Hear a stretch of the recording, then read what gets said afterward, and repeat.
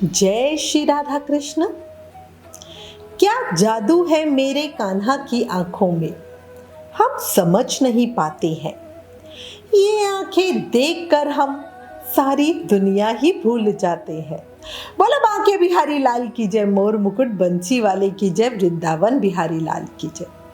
क्या आपके साथ भी ऐसा होता है? दर्शन करते हुए लगता है बस समय रुक जाए। अभी कमेंट करके अपने दिल का हाल बताओ।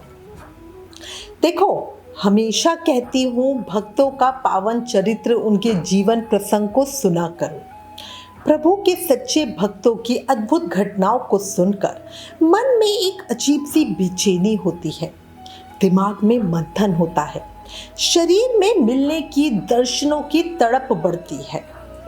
और अच्छा, ये जो प्रभु से मिलने की छटपटाहट होती है ना, वो हमें एक अजीब सा दर्द भी देती है।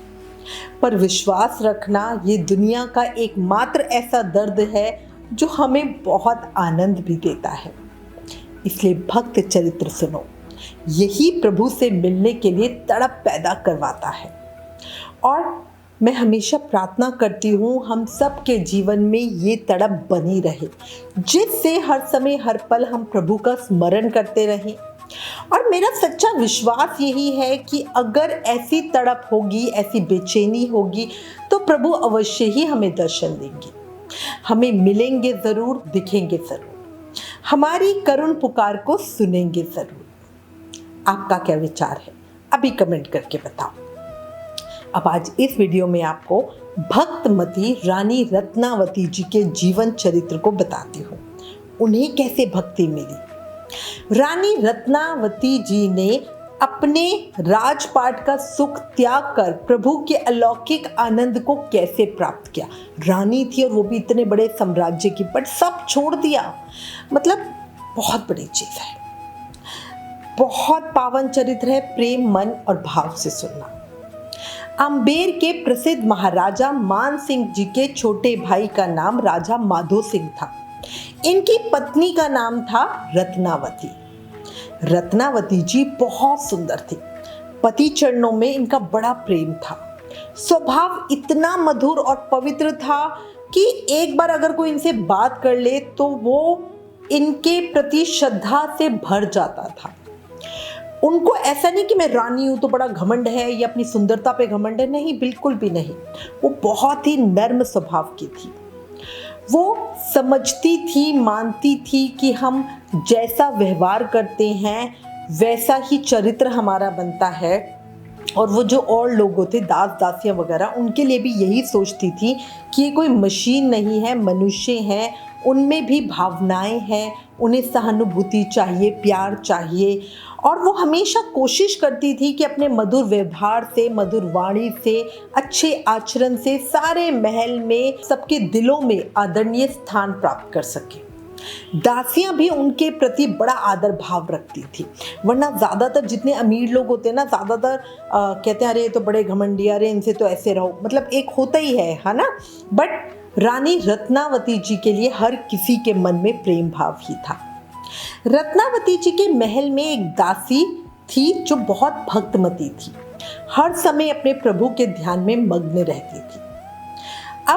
अब देखो, हमारे ठाकुर जी अपने प्रेमियों के सामने लीला करने में कभी भी संकोच नहीं करते।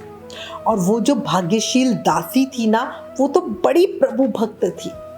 हमारे कान्हा उस दासी के साथ भी अलग अलग लीला करके उसे आनंद समुद्र में डुबोए रहते थे। दासी की स्थिति को रानी ने बहुत बार देखा। इसी से रानी का दिल उसकी ओर खिंचा चला गया।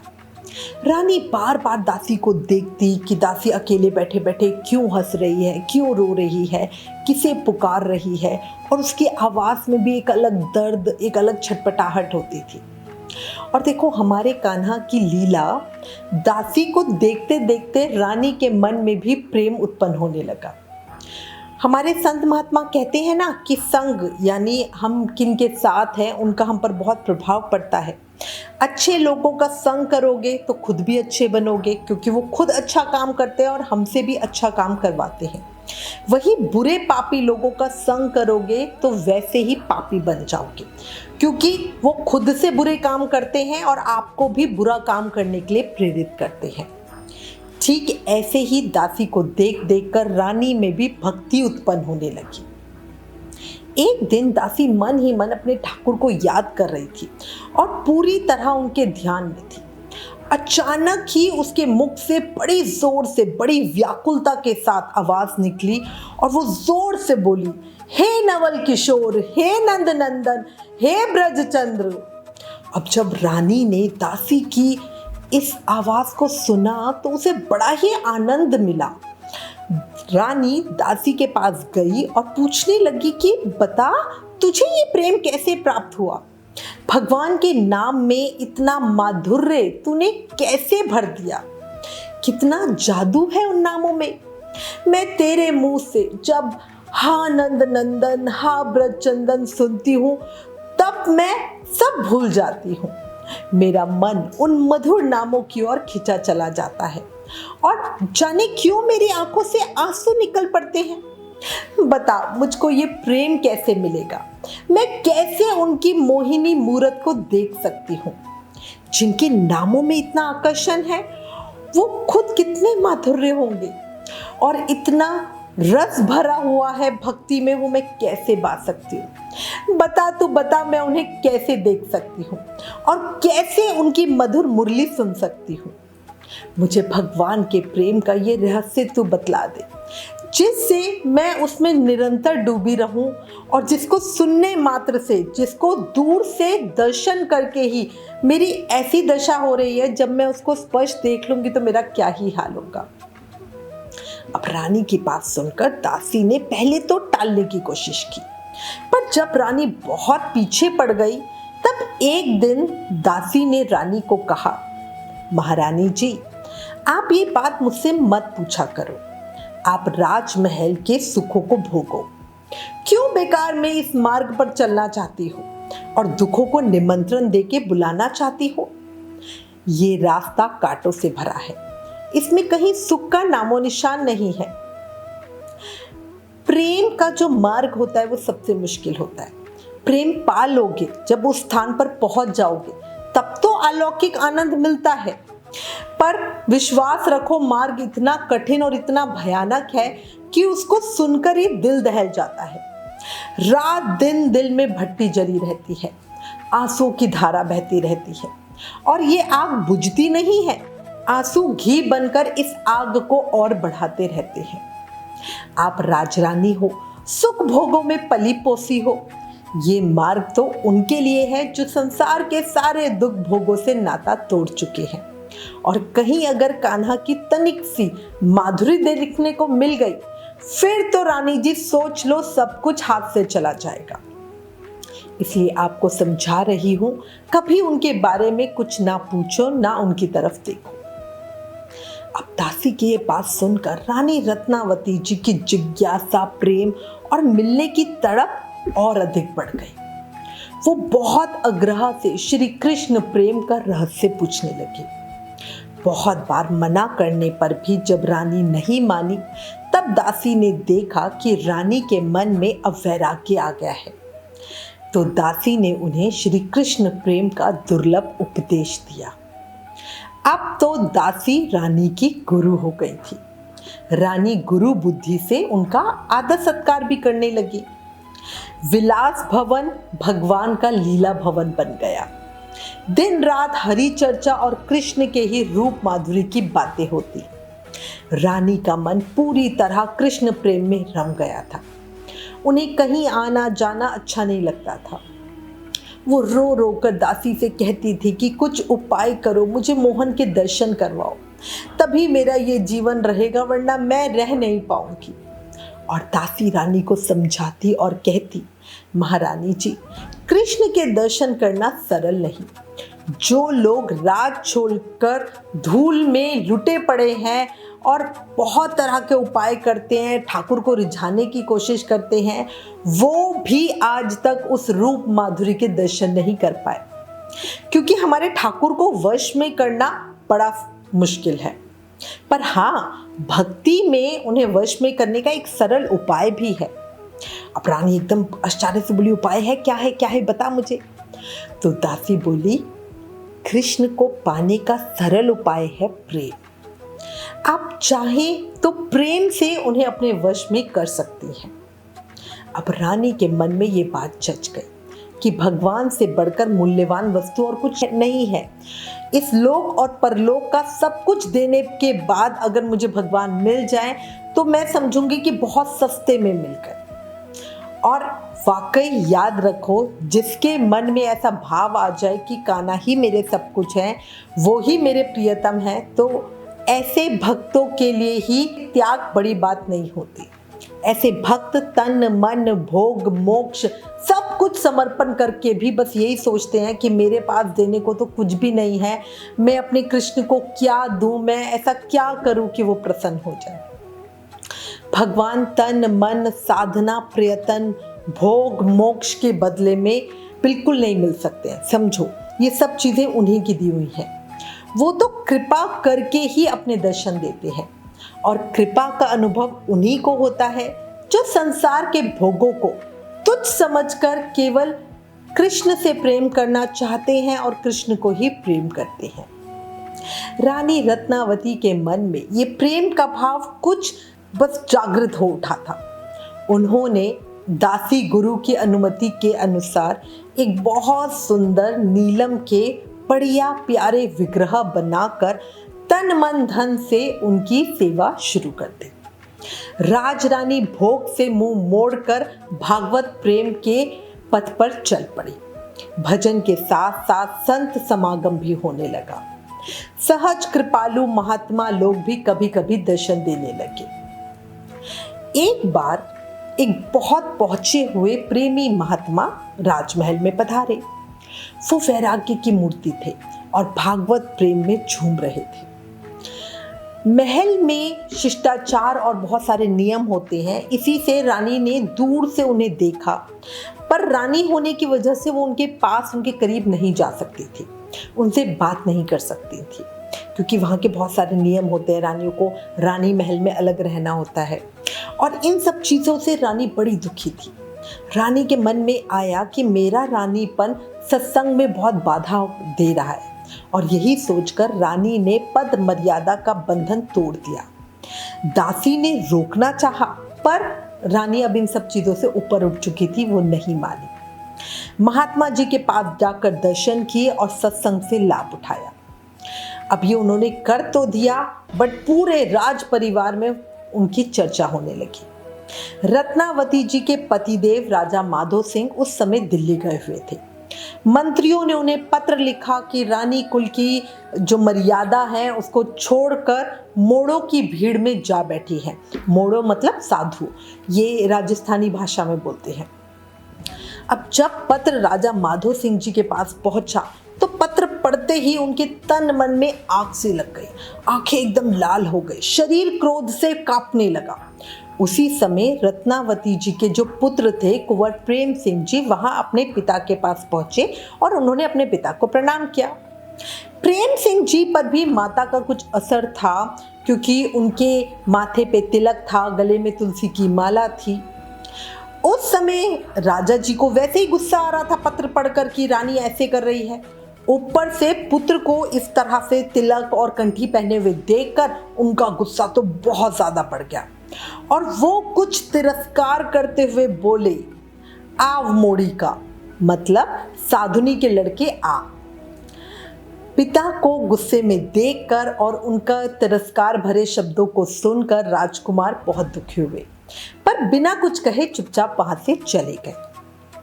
लोगों से पूछने पर पिता की नाराजगी का प्रेम सिंह को पता चला कि भाई माता ने ऐसा किया है। प्रेम सिंह जी संस्कारी बालक थे, उनके दिल में पूर्व जन्म की भक्ति के भाव भी थे और माता की शिक्षा और संस्कार भी थे।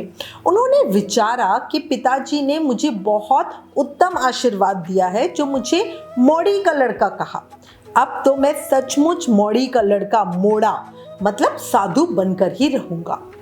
ये सोचकर वो माता की भक्तिपूर्ण भावना पर बड़ा ही प्रसन्न हुआ और उसी समय उन्होंने अपनी माता को एक पत्र लिखा और उसमें लिखा, माता जी आप धन्य हैं जो आपके दिल में भगवान की भक्ति जागृत हुई और आपका मन भगवान की ओर मुड़ गया है। भगवान की बड़ी कृपा से ही ऐसा कुछ लोगों के साथ ही होता है। अब तो इस भक्ति को सर्वथा सच्ची भक्ति बनाकर ही हमें दिखाना है। प्राण चले जाएं पर भक्ति ना जाए। पिताजी ने आज मुझे मौड़ी का लड़का कहा है, इसलिए अब मैं सचमुच मौड़ी का ही पुत्र बनना चाहता हूँ और वैसा ही रहना चाहता हूँ। मेरी आपसे प्रार्थना व्यर्थ ना जाए, इतनी कृपा करना। अब ये उन्होंने पत्र अपनी माताजी को भेज दिया। पत्र पढ़ते ही रानी को बड़ी खुशी हुई, क्योंकि सच्चा पुत्र तो वही है जो अपनी माता को भगवान की ओर जाने के लिए प्रेरित करे, है ना। रानी जी प्रेम के पथ पर चढ़ चुकी थी, पर आज पुत्र का पत्र पढ़ने के बाद उन्होंने राजवेश भी छोड़ दिया। राशि, गहने, कपड़े सब उतार दिया। इत्र, फुलेरा और जो भी साज सज्जा की चीजें थी उन सब को छोड़ दिया और सादी पोशाक में रहकर भजन कीर्तन करने लगी। पुत्र को उन्होंने लिख दिया कि मैं आज सचमुच मौड़ी हो गई हूँ, प्रेम से आकर जांच लो। कुंवर प्रेम सिंह को पत्र मिलते ही वो आनंद से नाच उठे। बात राजा माधो सिंह तक पहुंची। उन्हें बहुत क्रोध आया और वो अपने पुत्र को मारने के लिए तैयार हो गए। मंत्रियों ने माधो सिंह को बहुत समझाया पर वो नहीं माने। इधर प्रेम सिंह को भी क्रोध था, पर लोगों ने राजा जी को भी और कुंवर जी को भी दोनों को समझा बुझा के शांत कर दिया। राजा माधव सिंह के मन में रानी के प्रति जो क्रोध था वो शांत नहीं हुआ। वो रानी को मार डालने के विचार से, क्योंकि उनके मन में भाव था कि ये हमारे कुल की मर्यादा को खंडित कर रही है, और इसीलिए उन्होंने विचार किया कि रानी को मार डालना चाहिए, इसी से सारे कलेश खत्म हो जाएंगे। और इसी विचार से एक दिन रात को वो दिल्ली से चल दिए। वो आम्बेर पहुंचे और वहां पे जाके अपने मंत्रीगण वगैरह जो लोग थे उनसे मिले। लोगों ने रानी की बातें सुनाई। जो रानी के विरोधी थे उन्होंने कुछ बढ़ा चढ़ा के नमक मिर्च मसाला लगा के तब उनको बताया, जिससे माधो सिंह जी का क्रोध तो और बहुत ज्यादा बढ़ गया। माधो सिंह जी रानी को मारने की तरकीब सोचने लगे, क्योंकि थी तो वो भी राजरानी, अब ऐसे ही तो डायरेक्ट जाके मार नहीं सकते थे। इसलिए उन्होंने एक षड्यंत्र रचा और ये निश्चय किया कि पिंजरे में जो खूंखार शेर है उसे ले जाकर रानी के महल में छोड़ दिया जाएगा। सिंह रानी को मार डालेगा, तब हम सिंह को पकड़ लेंगे और ये बात फैल जाएगी कि सिंह गलती से पिंजरे से छूट गया था और इसी वजह से दुर्घटना हो गई, तो रानी की मृत्यु एक दुर्घटना साबित हो जाएगी। अब राजा जी को ये आइडिया अच्छा लगा, ये विचार अच्छा लगा। निश्चय के अनुसार ही काम किया गया। रानी के महल में सिंह छोड़ दिया गया। रानी उस समय पूजा कर रही थी।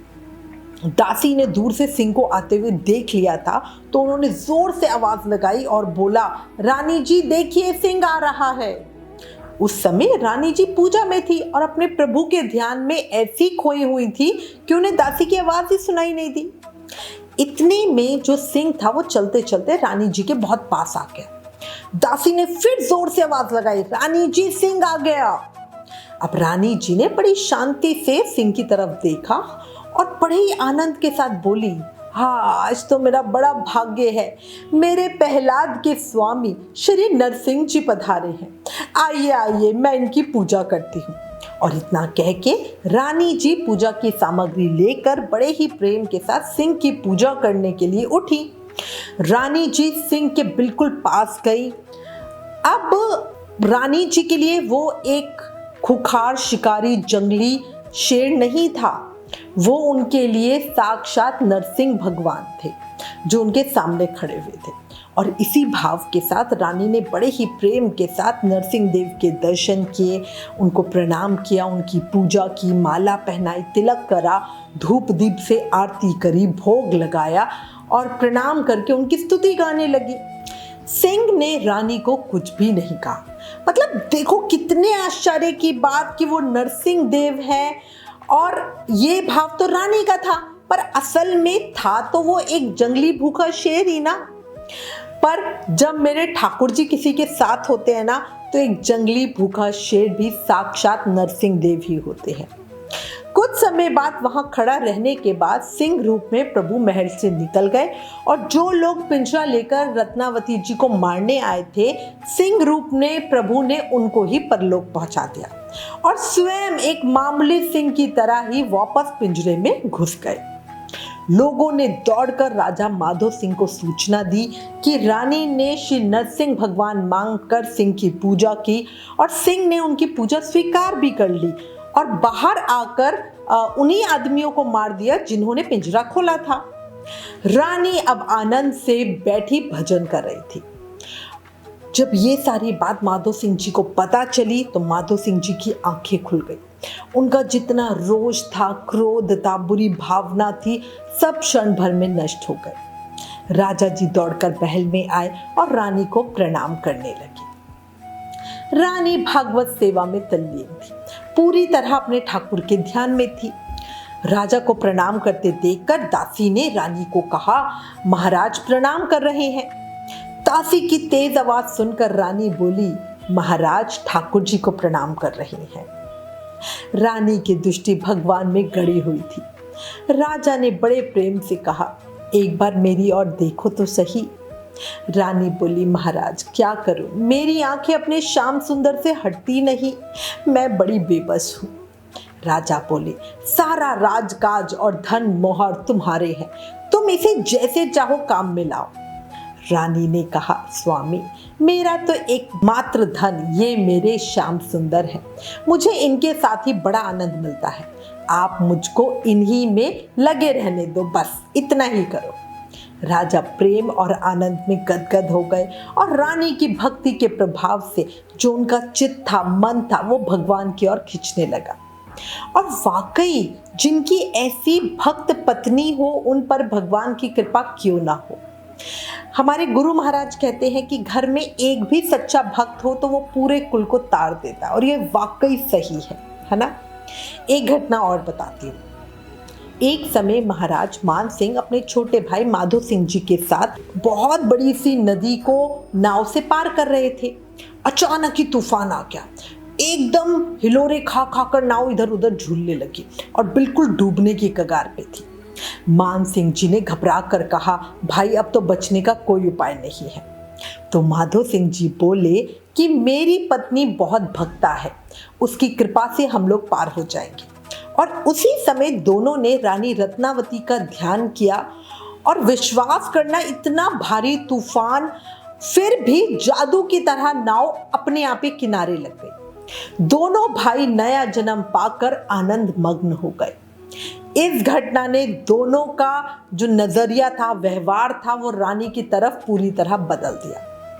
पर आपको एक बात कहूंगी कि वो तो मात्र एक मामूली नाव थी और नदी थी मामूली सी, पर याद रखो भगवान के सच्चे भक्त का आश्रय लेकर बड़े से बड़ा पापी मनुष्य बात ही बात में भव सागर भी तर जाता है। वो तो सिर्फ एक मात्र मामूली नदी थी, बस विश्वास होना चाहिए, है ना। इसके बाद रानी का जीवन प्रेममय भक्तिमय हो गया। हर समय हर पल वो अपने श्याम सुंदर के ध्यान में ही रहती और उन्हें साक्षात रूप में श्याम सुंदर के दर्शन भी होते थे। बोला भक्त और भगवान की जय। सच्ची, जब हमें प्रभु के साथ सच्चे दिल से प्रेम हो जाता है तो फिर इस संसार की भौतिक वस्तुएं तुच्छ, बिल्कुल बेकार लगती हैं। प्रभु के ध्यान में, उनके रूप सौंदर्य में जो आकर्षण है, जो परम आनंद है, वो संसार की किसी भी दूसरी भौतिक वस्तु में मिल ही नहीं सकता। ये हमेशा याद रखना। अब श्री कृष्ण के श्री चरणों में एक प्रार्थना। मन नहीं लगता शाम मेरे इस दुनिया के झमेले में, मन नहीं लगता शाम मेरे इस दुनिया के झमेले में, हमको ऐसी जगह बुला लो कान्हा जहां हम मिल सके अकेले में, तेरे मेरे सिवा कोई और हो वहां, शाम सवेरे करूं मैं सेवा बैठ के तेरे चरणों में। बोला बांके बिहारी लाल की जय, मोर मुकुट बंसी वाले की जय, वृंदावन बिहारी लाल की जय, भक्त और भगवान की जय। अगर भक्त के सच्चे भाव और समर्पण की सत्य घटना ने दिल को छुआ, आंखें नम हुई, तो प्लीज इस वीडियो को ज्यादा से ज्यादा शेयर करें, सबको भक्ति के लिए प्रेरित करें। ये भी एक सेवा है।